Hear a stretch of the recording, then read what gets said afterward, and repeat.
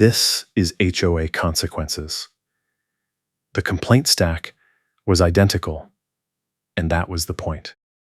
You are about to get fined for this.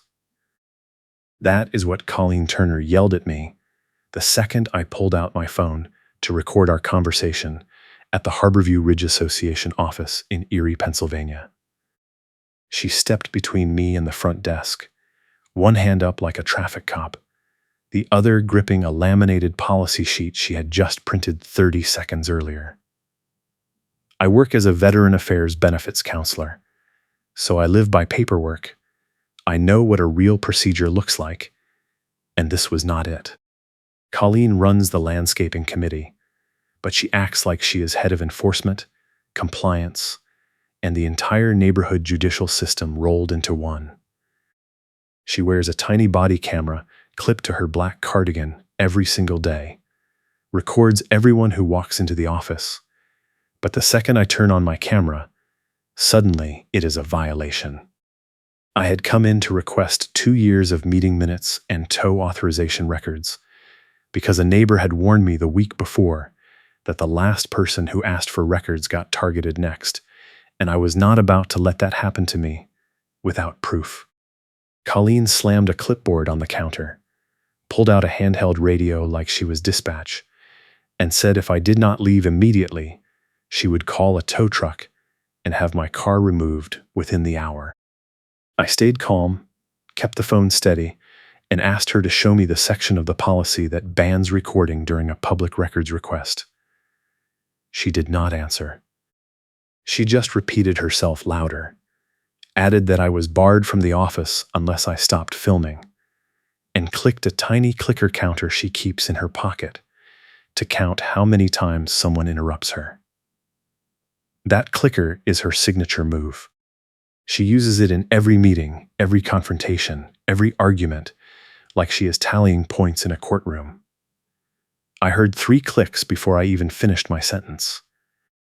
I told her I was not leaving without a receipt for my records request, and she said there would be no receipt because the request was denied. I asked why.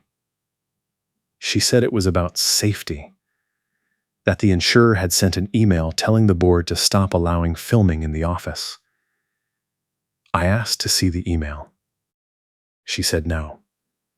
I asked for the name of the insurance company. She said that was confidential. I asked if I could submit the request in writing. She said I already had, 2 weeks ago, and that my request had been processed and fulfilled. I pulled out my phone again, opened my email, showed her the thread where I had submitted the request, and received 0 responses. She glanced at the screen, clicked her counter twice more, and said the records I was asking for did not exist because the minutes from that time period were under legal review and could not be released. That was when I knew something was wrong. The minutes I wanted were from 2 years ago, from the month a neighbor named Richard had filed a complaint about selective towing enforcement, and then mysteriously moved out 3 weeks later. I remembered Richard because he used to water his lawn every morning at 6, and one day he just stopped showing up. His house sold fast. No sign, no open house, just gone. When I asked another neighbor what happened, they said Richard got buried in violations and gave up. That stuck with me because I had just moved into Harborview Ridge after a rough financial year. I was rebuilding my credit and my savings, and I could not afford to get hit with bogus fees or a lien on my property. So when Colleen told me the records were under legal review, I asked her who the attorney was. She said that was confidential too.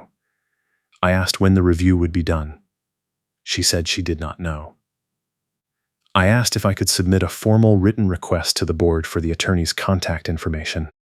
She smiled, the kind of smile that makes your stomach drop, and said I was welcome to submit anything I wanted, but the board meets once a quarter and the next meeting was not for another 8 weeks. I left the office, but I did not leave the property. I walked to my car, checked my watch because I had a client call in 45 minutes, and I sat in the driver's seat with the door open while I made a plan. Colleen had just moved the goalposts 3 times in 5 minutes. First, the request was denied. Then, it had already been fulfilled. Then, the records did not exist. That is not how records requests work, not in any state, and definitely not in Pennsylvania. I pulled up the State Homeowner Association Act on my phone, found the section on records access, screenshotted it, and emailed it to myself with a timestamp. Then I opened my email drafts and started writing a formal complaint to the board. But halfway through I stopped, because I realized Colleen was not going to forward it. She controls the inbox, she controls the meeting agendas, and she has made it clear she controls who gets to ask questions. So I needed a different plan. I needed someone on the inside who could confirm what I already suspected, that Colleen was blocking records requests to cover something up, and that Richard was not the only person this had happened to. I called my neighbor Mike, the guy who had warned me about Richard in the first place. Mike is retired. He has lived in Harborview Ridge for 15 years, and he is the kind of guy everyone likes, because he does not start drama, but he also does not back down when someone lies to his face. I told him what happened at the office. He laughed, not because it was funny, but because he said he had been waiting for someone to finally call Colleen out. He told me Colleen had been pulling the same stunt for at least 3 years, selectively enforcing landscaping violations, towing cars that were legally parked, and threatening anyone who asked for proof with more violations. He said the board knew, but they did not care, because Colleen did all the work and the board president just rubber-stamped whatever she wanted. Then Mike told me something that made my stomach turn. He said 2 years ago, Colleen had accused Richard of violating the guest parking policy, authorized a tow without a hearing, and then backdated the violation notice to make it look like Richard had been warned a week earlier. Richard fought it, filed a complaint, demanded the original notice and the tow log, and Colleen told him the same thing she just told me, that the records were under legal review. Richard gave up and moved. Mike said he still had Richard's phone number, and that Richard had told him before he left that he suspected Colleen was using fake violations to cover missing HOA money. But he did not have proof, and he did not have the energy to fight it anymore. I called Richard. He picked up on the 3rd ring, and the second I said Harborview Ridge, he went quiet. Then he said he had been wondering when someone would reopen the case. I asked him what he meant by case. He said he meant the towing scam, the backdated notices, and the ledger.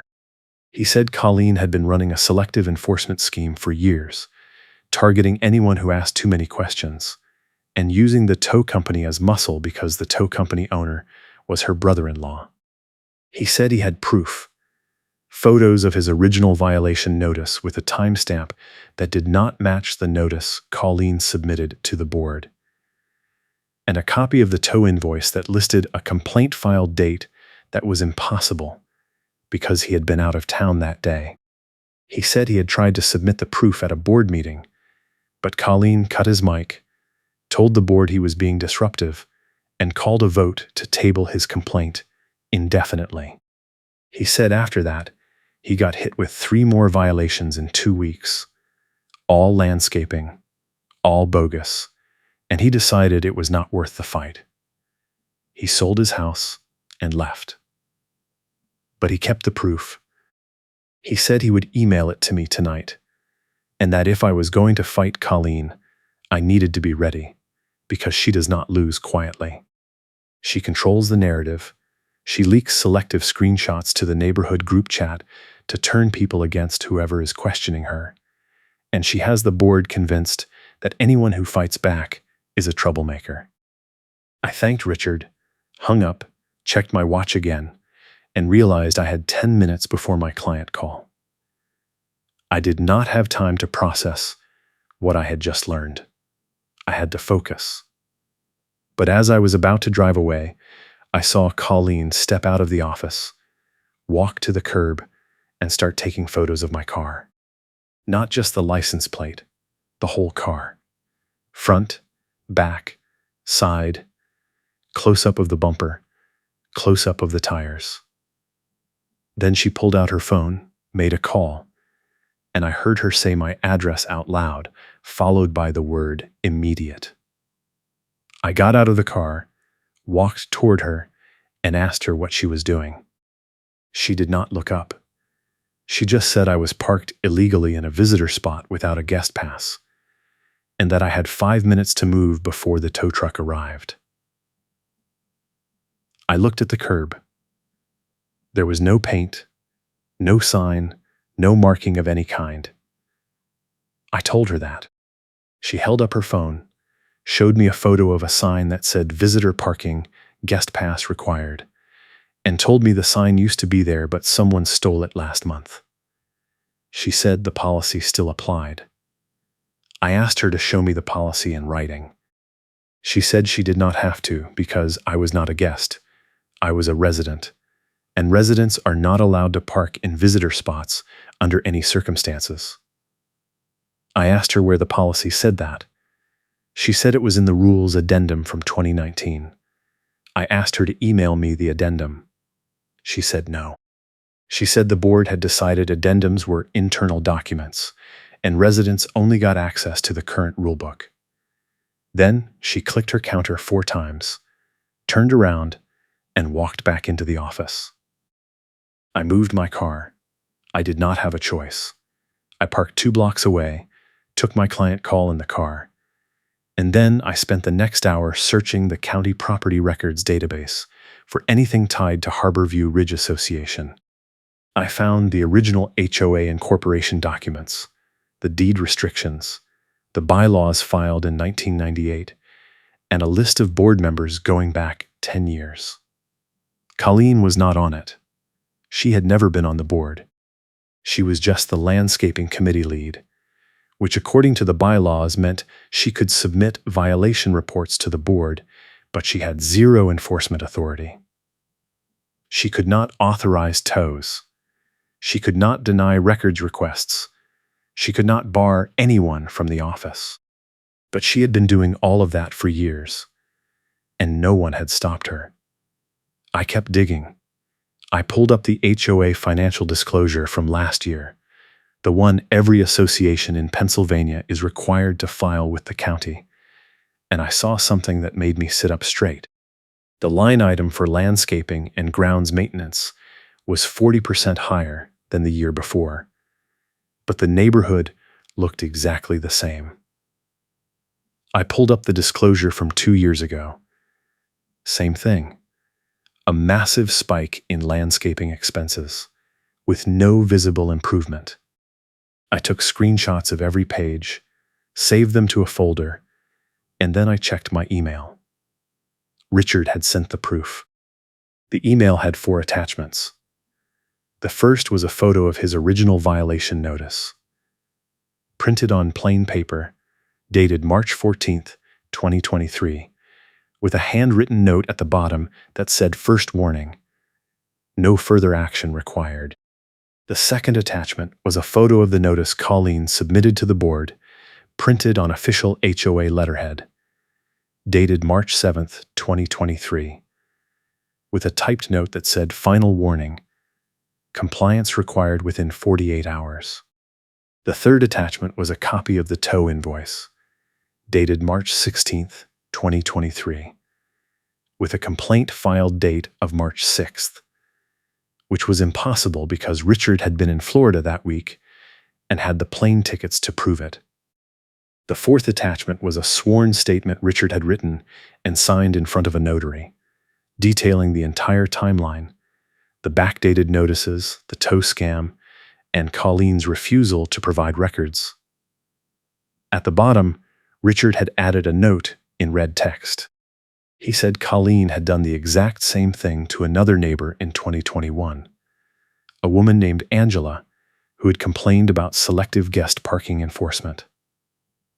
Angela had also asked for records, also got stonewalled, also got hit with a wave of violations, and also moved. Richard said Angela had mentioned something about missing HOA funds, but she did not have proof and she did not want to fight. Richard said if I could find Angela, she might be willing to talk now that someone was finally reopening the case. I found Angela on social media. I sent her a message, explained who I was, told her I was investigating Colleen and the Harborview Ridge Association, and asked if she would be willing to talk. She responded within 10 minutes. She said yes, but only if I was serious about taking it all the way, because she had tried once, and it had cost her 6 months of her life and $3,000 in legal fees. I told her I was serious. She called me. She said Colleen had targeted her in 2021 after she asked why the HOA budget showed a $20,000 payment to a landscaping vendor she had never seen working in the neighborhood. Angela said she submitted a written question to the board, and Colleen responded by filing a violation report, claiming Angela's front yard had overgrown shrubs. Angela said her shrubs were fine, she had photos, but Colleen showed up with a county code enforcement officer, pointed at the shrubs, and the officer wrote a citation. Angela fought the citation, won, got it dismissed, and then 2 weeks later, Colleen authorized a tow on Angela's guest's car, claiming the guest did not have a pass. Angela said the guest did have a pass. It was visible on the dashboard, but the tow company took the car anyway, and Colleen refused to intervene. Angela paid the tow fee, filed a complaint with the board, and demanded a refund and an apology. The board scheduled a hearing. Angela showed up with her evidence. Colleen cut her mic, accused her of harassment, and the board voted to deny the refund. Angela hired a lawyer. The lawyer sent a demand letter, and the HOA responded by threatening to file a lien on Angela's property for unpaid violation fees. Angela said the fees were fake, but her lawyer told her fighting it would cost more than just paying, so she paid and moved. She said she still had all the records, all the emails, all the invoices, and a copy of the HOA ledger she had requested under the Public Records Act. She said the ledger showed payments to the same landscaping vendor, a company called Greenway Property Services, every month for 2 years. But the amounts did not match the invoices, and some of the check numbers were out of sequence. She said she suspected Colleen was inflating the invoices and pocketing the difference, but she did not have proof of where the money went, and she did not have the energy to keep fighting. She said if I wanted the records, she would send them tonight, and if I needed her to testify or sign a statement, she would do it. I told her I needed everything she had. She said she would send it by midnight. Then she said something that made my blood run cold. She said Colleen had told her during the hearing that her camera does not matter. My minutes are the truth. Angela said that line stuck with her because it was the moment she realized Colleen was not just blocking records, she was rewriting them. Angela said after the hearing, she requested a copy of the meeting minutes, and the version the board sent her did not match what had actually been said. Angela's entire statement had been summarized in one sentence, and Colleen's accusations had been expanded into a full paragraph. Angela said she knew then that the minutes were not a record, they were a weapon, and that anyone who fought Colleen would be fighting a version of history that Colleen controlled. If this story is making you as furious as it made me, hit that like button and subscribe, because it is about to get so much worse before it gets better. I wrote down every word, because later I planned to read them back to her. That is what I told myself after I hung up with Angela. I was not just collecting evidence. I was building a case that would force the board to choose between protecting Colleen and protecting the HOA from a lawsuit. I spent the rest of the night organizing everything Richard and Angela had sent me into a single folder, timeline spreadsheet, and a summary document with direct quotes and dates. I had photos showing backdated notices. I had invoices showing tow scams. I had a ledger showing inflated landscaping payments. I had sworn statements from 2 former residents. And I had Colleen's own words recorded on my phone, telling me the records did not exist and that the insurer had banned filming, both of which I knew were lies. But I still did not have the one thing I needed most: the current HOA ledger. The one Angela had was from 2021. If I was going to prove Colleen was still running the scheme, I needed to show the board that the inflated payments were still happening, that the fake violations were still happening, and that Colleen was still blocking anyone who asked questions. That meant I needed to force the HOA to produce the ledger, and I needed to do it in a way that Colleen could not block. I filed a formal records request with the Pennsylvania Bureau of Consumer Protection, citing the State Homeowner Association Act, requesting 2 years of meeting minutes, 2 years of financial records, and 2 years of tow authorizations. The Bureau forwarded the request to the HOA, with a deadline of 10 business days to respond.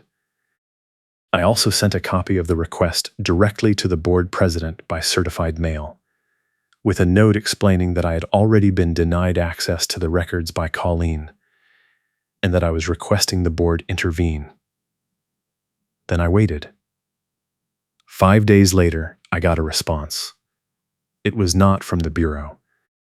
It was from Colleen. She emailed me directly, copied the board, and said the records I requested were not available because the HOA was in the process of transitioning to a new management company and the old files were in storage. She said once the transition was complete, I could resubmit my request and the new company would process it. She said the estimated completion date for the transition was 6 months. I replied to the email, copied the Bureau, and said the state law does not allow for a 6-month delay and that I expected the records within 10 business days as required. Colleen did not respond. The board did not respond. The Bureau did not respond. So I did what I had been planning to do all along. I filed a formal complaint with the Bureau, attached every piece of evidence I had collected, and requested an audit of the Harborview Ridge Association financial records. 2 days after I filed the complaint, I got a notice taped to my front door. It was printed on official HOA letterhead, dated that morning, and it said I was in violation of the landscaping maintenance policy due to overgrown grass in the front yard. The notice said I had 48 hours to mow the lawn, or I would be fined $250 per day until compliance was achieved. I walked outside and looked at my lawn. I had mowed it 3 days earlier. The grass was barely an inch tall. I took photos from 4 angles, checked the timestamp on my phone, and then I checked the HOA policy manual to see what the actual grass height limit was. The manual said grass must be maintained below 4 inches. My grass was 1 inch. I was in compliance.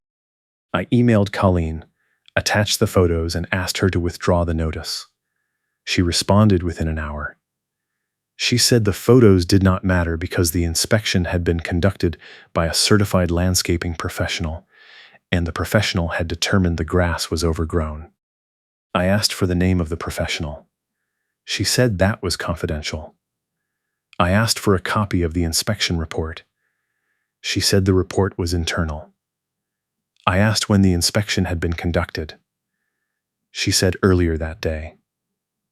I told her I had been home all day and no one had been on my property.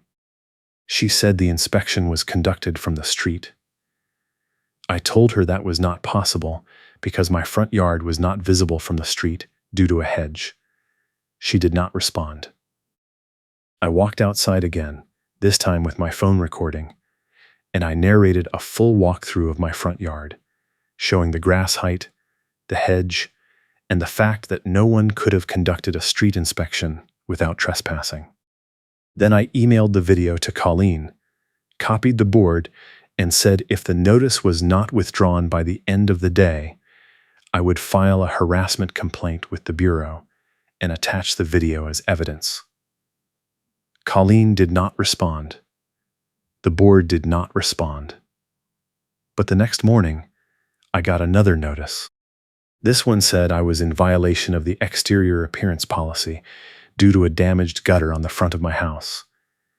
The notice said I had 48 hours to repair the gutter, or I would be fined $250 per day. I checked my gutters. They were fine. I took more photos. I emailed them to Colleen. She said the inspection report indicated the gutter was sagging. I asked for the report. She said it was internal. I told her I would be filing another harassment complaint. She did not respond. But that afternoon, I got a third notice. This one said my trash bins were visible from the street in violation of the storage policy, and that I had 24 hours to move them or I would be fined. That was the breaking point. 3 bogus violations in 3 days, all timed to coincide with my records complaint and my audit request. Colleen was trying to bury me in violations, so I would either give up or get so distracted fighting the fines that I would stop pushing for the records. But she made a mistake. She escalated too fast, and she did it in writing. Every notice she sent me was evidence of retaliation, and every refusal to provide an inspection report or withdraw a bogus notice was evidence of bad faith. I forwarded all 3 notices to the Bureau, along with my photos, my videos, and a detailed timeline showing that the violations started the day after I filed my audit request. Then I called Mike and told him what was happening. He said he was not surprised. He said Colleen had done the same thing to Richard, to Angela, and to at least 2 other people he knew of. He said the pattern was always the same.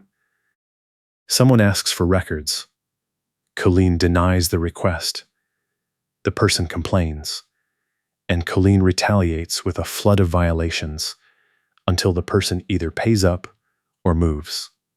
He said the board knew, but they did not care because Colleen saved them time and they trusted her to handle enforcement. He said if I wanted to stop her, I needed to force the board to see what she was doing, and the only way to do that was to make it public. He said the next board meeting was in 2 weeks, and that I should show up with all my evidence and demand answers in front of the entire neighborhood. I liked the idea, but I had a better one. I was not going to wait 2 weeks.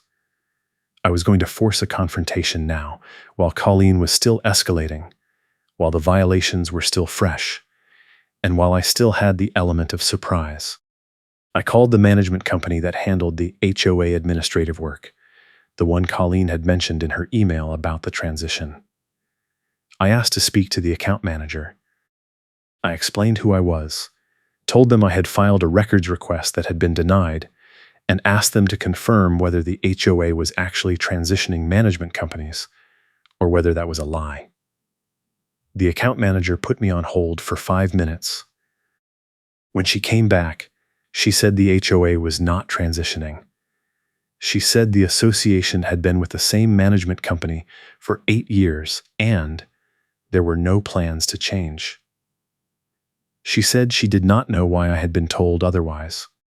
I asked her if the management company maintained copies of the HOA financial records. She said yes.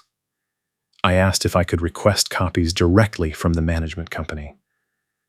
She said no, because the records belonged to the HOA and requests had to go through the board. But then she said something interesting. She said if I believed the HOA was violating the state records access law, I could file a complaint with the Bureau, and the Bureau could compel the management company to produce the records as part of an investigation. She said it happened occasionally, and that when it did, the management company always complied because they did not want to lose their license. I thanked her and hung up. Then I called the bureau and asked for a status update on my audit request. The case officer said the request had been assigned to an investigator, but the investigator had not yet contacted the HOA because they were waiting for me to provide additional documentation. I asked what documentation.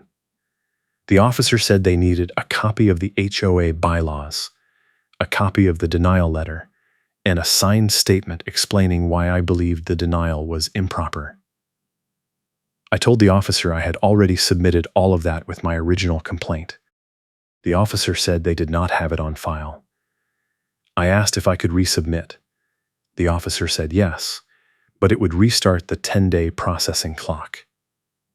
I asked if there was a faster way. The officer said if I could show evidence of retaliation or harassment, the case could be escalated to priority status, and the investigator would contact the HOA within 48 hours.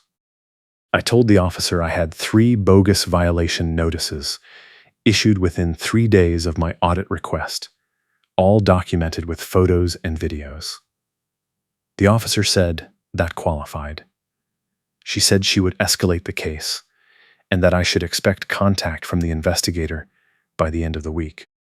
The investigator called me 3 days later.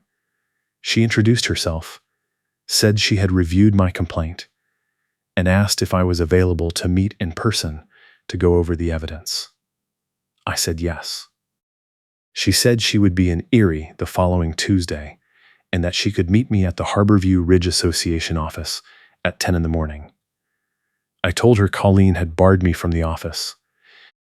The investigator said that would not be a problem because she would be conducting the meeting and Colleen would not have a choice.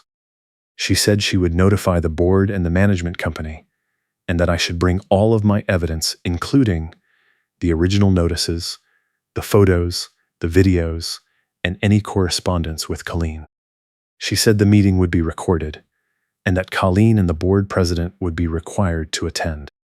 She said if the HOA failed to produce the requested records during the meeting, the Bureau would issue a formal violation, and the HOA would be subject to fines and potential loss of their corporate status. I asked her what that meant. She said it meant the HOA would no longer be able to enforce violations or collect fees until they came into compliance with the state law. She said it was rare, but it happened, and it was usually enough to force boards to cooperate. I spent the weekend organizing my evidence binder. I printed every email, every notice, every photo, every video still, every sworn statement, and every page of the ledger Angela had sent me. I color-coded everything by date and by category. I created a summary page with a timeline and a list of questions I wanted the investigator to ask. I practiced my presentation in front of the mirror, timed it, and cut it down to 5 minutes because I knew Colleen would try to interrupt, and I needed to get the key points out before she had a chance. Then I called Mike and told him what was about to happen. He said he wanted to be there. I told him it was a closed meeting. He said he did not care. He was going to show up anyway and record it from outside the building. He said if Colleen tried to stop him, he would file his own harassment complaint because he was done watching her destroy the neighborhood. I told him I appreciated it, but I needed him to stay out of trouble because I was going to need his help later. He said fine, but he was still going to be there, and if I needed a witness, he would be ready. Tuesday morning arrived. I woke up early, checked my watch every 10 minutes, drank too much coffee, and drove to the HOA office 30 minutes early. The investigator was already there. She was standing in the parking lot with a clipboard, talking to a woman I did not recognize. The woman was holding a file cart stacked with document boxes. The investigator saw me, waved me over, and introduced the woman as the management company account manager. She said the account manager had brought every financial record and meeting minute from the past 2 years, per the Bureau's request. She said Colleen and the board president had been notified of the meeting but had not yet arrived. She said if they did not show up within 15 minutes, she would proceed without them and issue a default violation. I asked if that was normal. She said no, it was not, and that most boards showed up early when the Bureau was involved because they did not want things to get worse. She said the fact that Colleen was not here yet was a red flag. 10 minutes later, Colleen pulled into the parking lot. She got out of her car, saw the investigator, saw the file cart, and her face went white. She walked straight toward us, stopped 3 feet away, and said this meeting was not authorized and she was calling the HOA attorney. The investigator said the meeting was authorized by the Pennsylvania Bureau of Consumer Protection under the State Homeowner Association Act, and that the HOA attorney was welcome to attend but would not be able to stop the meeting.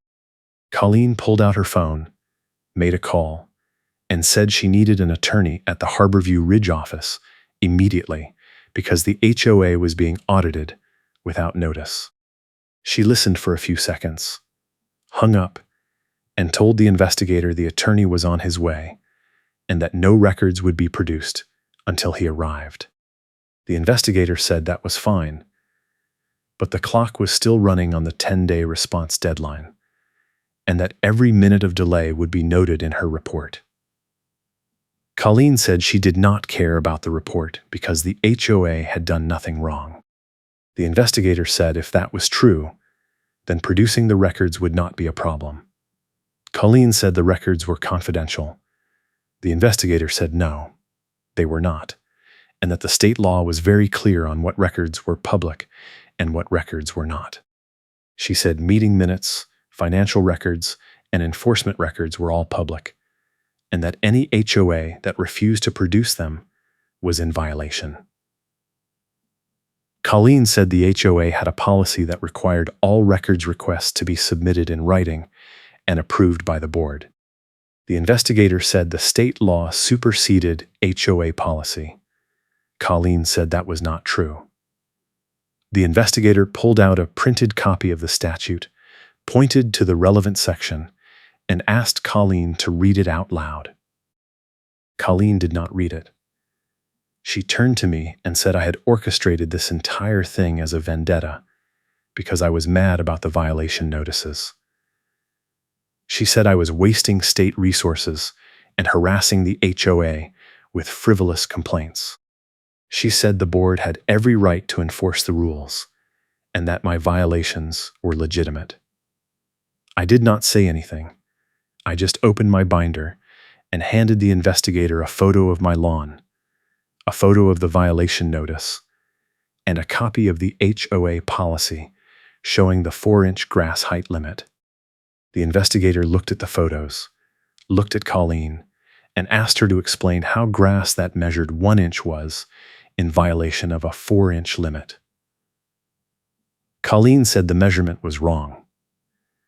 The investigator asked if the HOA had conducted an official measurement. Colleen said yes. The investigator asked for a copy of the measurement report. Colleen said it was internal.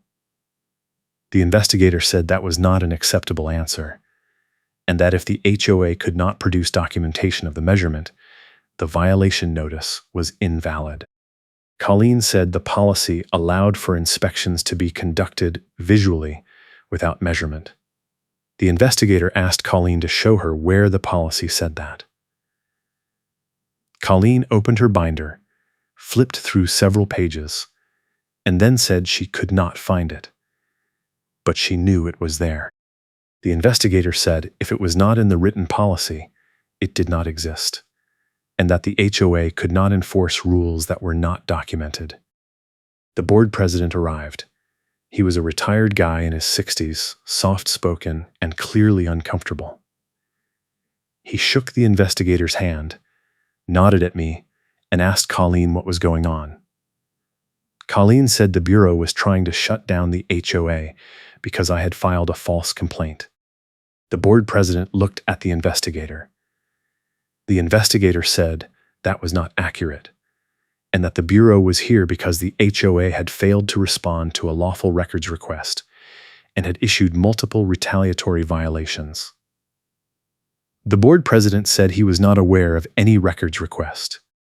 The investigator handed him a copy of my original request, the denial email from Colleen, and the 3 violation notices. He read them in silence. Then he looked at Colleen and asked if she had told him about the records request. Colleen said yes, she had mentioned it, and that the board had agreed the records were not available. The board president said he did not remember agreeing to that. Colleen said it was in the minutes from the last meeting. The board president asked to see the minutes. Colleen said she did not have them with her. The investigator said the management company had brought the minutes, and she asked the account manager to pull the file. The account manager opened one of the document boxes, found the meeting minutes from the last board session, and handed them to the investigator. The investigator read the relevant section out loud. It said the board had discussed a records request, but had not made a decision, and had tabled the issue for future discussion. There was no mention of a denial. The investigator asked Colleen to explain the discrepancy. Colleen said the minutes must have been incomplete. The investigator asked who prepared the minutes. Colleen said she did. The investigator asked if Colleen had altered the minutes. Colleen said no. The investigator asked if Colleen had submitted false information to the board. Colleen said no. The investigator said one of those statements was not true, and that the Bureau would be conducting a full review of all meeting minutes to determine whether the HOA had a pattern of misrepresenting board actions. Colleen looked at the board president. The board president looked at the ground. Then he said he thought it would be best if everyone took a step back, let the investigator do her job, and provided whatever records were needed. Colleen said that was a mistake. The board president said he did not care, he was tired of dealing with complaints, and he was not going to let the HOA lose its corporate status because Colleen was refusing to follow the law. Colleen said the law did not apply because the HOA had attorney-client privilege. The investigator said attorney-client privilege did not exempt the HOA from records disclosure laws. Colleen said the HOA attorney would disagree. The investigator said the HOA attorney was welcome to file an objection with the Bureau, but until he did, the HOA was required to produce the records. The board president told the account manager to give the investigator everything she asked for. The account manager nodded, rolled the file cart into the office, and started pulling boxes. I followed them inside. Colleen tried to block the door. The investigator told her to move. Colleen said I was not allowed in the office. The investigator said I was the complainant, and I had every right to be present during the records review. Colleen said I had been banned. The investigator asked for a copy of the ban. Colleen said it was verbal. The investigator said verbal bans were not enforceable. Colleen pulled out her laminated policy sheet and pointed to a section that said the HOA could restrict access to the office for safety reasons. The investigator read the section and said it applied to situations where someone posed a physical threat, not to situations where someone was exercising their legal rights. She asked Colleen if I had threatened anyone. Colleen said no, but I had been filming without permission. The investigator said filming was legal in Pennsylvania as long as I was in a public space, and that the HOA office during business hours was considered a public space under state law. She said if Colleen tried to ban me again, the Bureau would add it to the list of violations. Colleen did not respond. She just stepped aside, pulled out her clicker, and clicked it 6 times. The account manager spread the financial records across the desk. The investigator asked me to walk her through the specific line items I was concerned about. I opened my binder, showed her Angela's copy of the 2021 ledger, and pointed out the payments to Greenway Property Services. Then I showed her the current ledger and pointed out that the same vendor was still being paid. The amounts had increased, and the check numbers were out of sequence. The investigator asked the account manager if she knew who Greenway Property Services was. The account manager said she did not, and that she had never seen an invoice from that vendor. The investigator asked if the management company processed the payments. The account manager said no.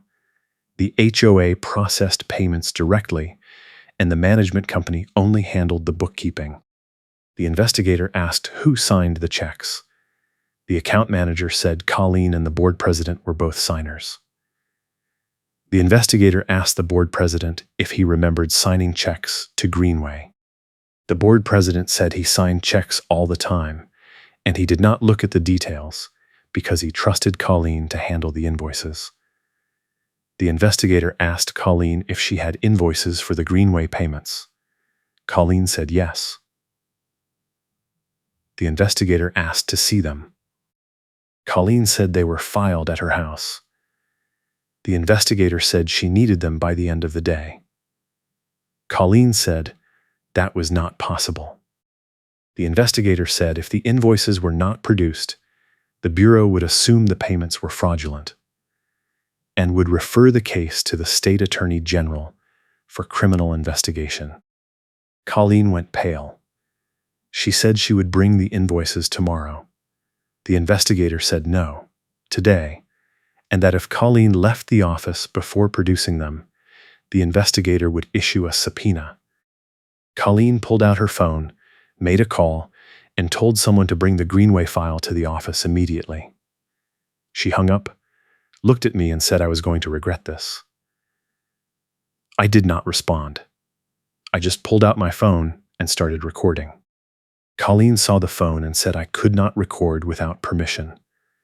The investigator said yes, I could, because the meeting was being conducted by the Bureau, and I had a right to document the proceedings. Colleen said she was going to file a complaint against me for harassment. The investigator said Colleen was welcome to file anything she wanted, but it would not change the fact that the HOA was under investigation and that every delay was making things worse. 20 minutes later, a man I did not recognize walked into the office carrying a file folder. He handed it to Colleen. Colleen opened the folder, pulled out a stack of invoices, and gave them to the investigator. The investigator flipped through them. Then she stopped, looked at Colleen, and asked why every invoice was dated on the 1st of the month. Colleen said that was when the vendor billed. The investigator said that was unusual, and that most vendors billed at the end of the service period, not the beginning. She asked if the vendor had completed the work before billing. Colleen said yes. The investigator asked for proof of completion. Colleen said the proof was that the neighborhood looked good. The investigator said that was not proof, and that the HOA should have inspection reports or work orders documenting what was done. Colleen said the HOA did not require documentation for routine maintenance. The investigator said that was a problem, because without documentation, there was no way to verify that the vendor had actually performed the work, or that the amounts billed were accurate. She said the Bureau would be conducting a full audit of every payment to Greenway, and that if the audit revealed discrepancies, the HOA would be required to refund the membership and the board could be held personally liable. The board president looked at Colleen and asked if she had been inflating the invoices. Colleen said no. The board president asked if Greenway was a real company. Colleen said yes. The investigator pulled out her phone, searched the Pennsylvania Business Registry, and said there was no record of a company called Greenway Property Services. She said the business name was not registered, the company did not have a license, and there was no tax ID on file. She asked Colleen who owned the company. Colleen said it was a sole proprietorship. The investigator asked for the owner's name. Colleen said it was her brother-in-law. The investigator asked if Colleen had disclosed the relationship to the board. Colleen said it was not relevant.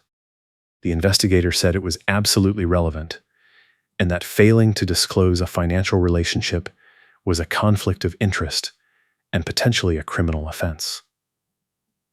She asked the board president if he had known about the relationship. The board president said no, and that if he had known, he would never have approved the payments. The investigator said the board should consider whether Colleen was fit to remain in her position, and that the Bureau would be recommending a full forensic audit of the HOA finances. Colleen stood up, said she was done with this meeting, and walked toward the door. The investigator told her to sit down. Colleen said she did not have to listen to me or the investigator because she had not been charged with anything. The investigator said that was true, but if Colleen left before the meeting was over, the investigator would issue a subpoena, and Colleen would be required to testify under oath. Colleen stopped, turned around, and said she wanted her attorney. The investigator said Colleen could call her attorney, but the meeting was going to continue. Colleen called her attorney. The attorney arrived 20 minutes later, a young guy in a cheap suit who looked like he was in over his head. He asked the investigator what the meeting was about. The investigator handed him a copy of my complaint, the financial records, and the invoices. He read them, asked Colleen a few questions in a low voice, and then told the investigator that Colleen was exercising her right to remain silent and would not be answering any further questions. The investigator said that was fine, but the Bureau's investigation would continue, and that Colleen's refusal to cooperate would be noted in the report. She said the HOA had 10 days to produce a full accounting of every payment made to Greenway, along with documentation of the work performed, or the Bureau would refer the case to the Attorney General. The meeting ended. The investigator told me she would be in touch, and that I should expect a copy of her report within 2 weeks. She said the report would be public, and that the HOA would be required to post it on their website. She said if the HOA failed to comply with any of the Bureau's recommendations, the Bureau could suspend the HOA's corporate status and appoint a temporary manager. She said it was rare, but it happened, and that based on what she had seen today, she thought it was likely. I thanked her. She shook my hand, packed up her clipboard, and left. The account manager locked the file cart and wheeled it out to her car. The board president told me he was sorry, that he had not known what Colleen was doing, and that he was going to call an emergency board meeting to discuss her removal. Colleen heard him, said he did not have the authority to remove her, and that she would sue the HOA if they tried. The board president said he did not care, and that he was done. He walked out. Colleen stood in the middle of the office holding her laminated policy sheet, clicking her counter over and over again, and staring at me like she was trying to figure out how I had won. I did not wait for her to say anything. I walked out, got in my car, and drove to the nearest coffee shop. I needed to sit down, process what had just happened, and figure out my next move. But I did not get the chance, because 10 minutes after I sat down with my coffee, Colleen walked into the shop, saw me, and walked straight to my table. She said I had just destroyed the HOA, that the board was going to have to raise dues to pay for the audit, and that every homeowner in Harborview Ridge was going to blame me. She said I was selfish, vindictive, and that I had no right to interfere with how the HOA was run. I told her I had every right. Because I was a homeowner, I paid dues, and the HOA was supposed to be accountable to me, not the other way around. She said I did not understand how HOAs worked, and that people like me always caused problems because we thought we were smarter than everyone else. I told her I did not think I was smarter. I just thought I deserved to see the records I was legally entitled to, and that if she had produced them 2 months ago, none of this would have happened. She said the records would have proven nothing because the HOA had done nothing wrong. I told her the invoices she just handed the investigator proved otherwise, and that her brother-in-law was going to be investigated for fraud. She said I could not prove anything. I told her I did not have to, because the Bureau was going to do it for me. She leaned in close, lowered her voice, and said I had no idea what I had just started, and that she had friends on the board, friends in the neighborhood, and friends in the county who were not going to let me get away with this. I asked her if that was a threat. She said no, it was a promise. Then she turned around and walked out. I sat there for a few seconds, processing what she had just said, and then I pulled out my phone and called Mike.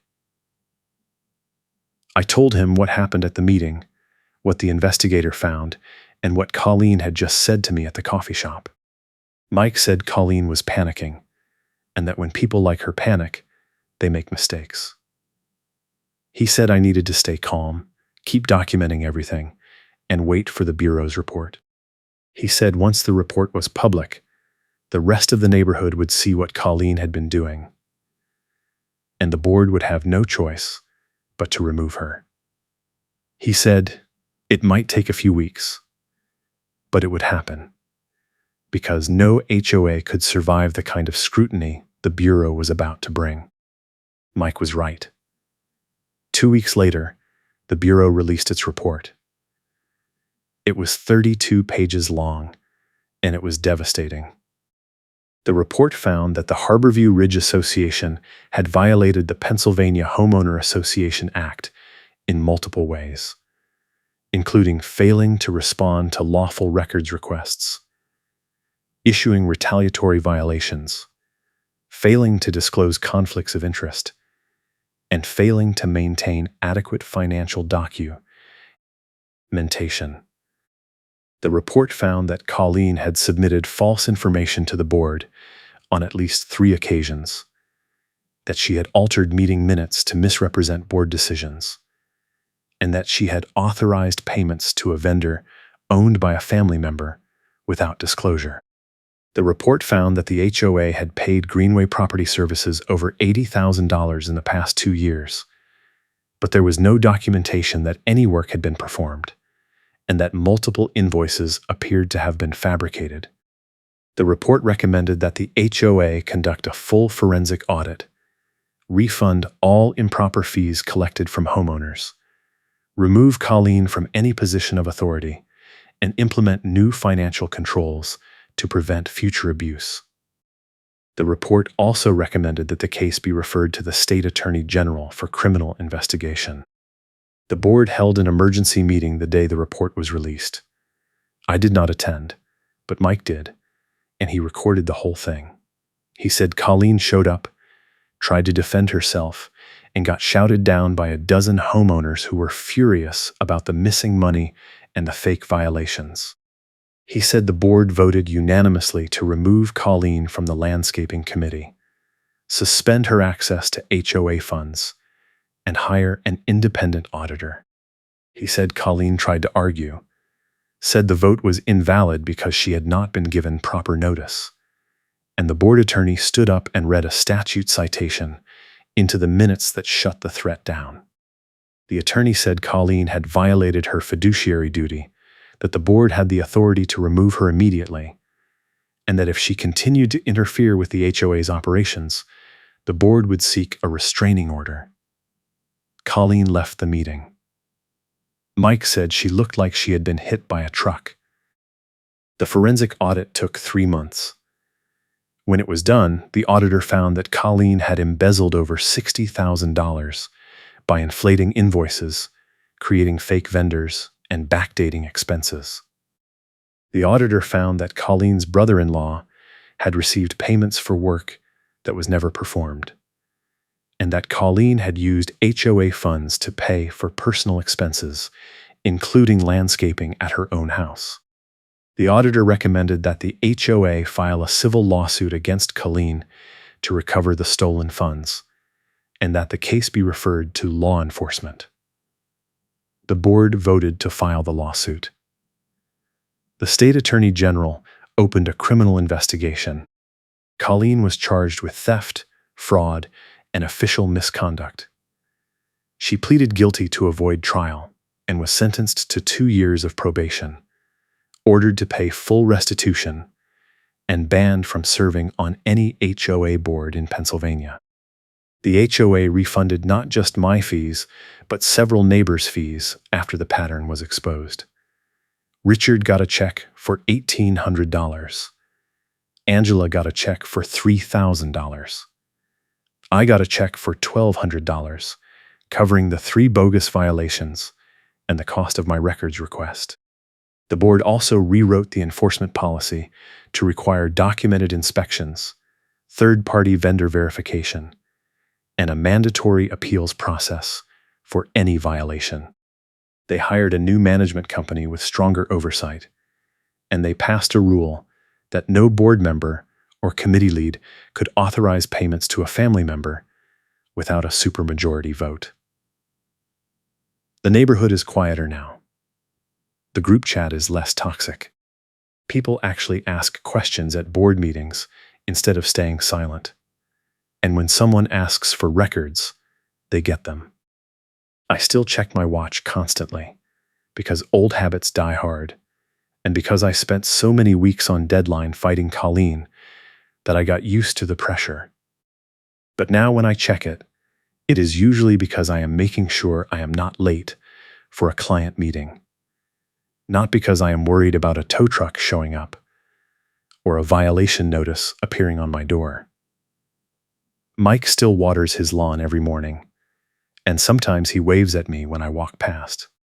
We do not talk about Colleen much anymore, but every now and then he will mention something she said during the investigation, and we will both laugh because it is absurd that she thought she could get away with it. The thing is, she did get away with it. For years. Because no one challenged her. No one reopened the old cases. And no one connected the dots. I am glad I did. Not because I wanted revenge, but because I wanted proof. And because I knew that if I did not fight back, someone else would get targeted next, and the cycle would continue. Thanks for watching, and I will catch you in the next one.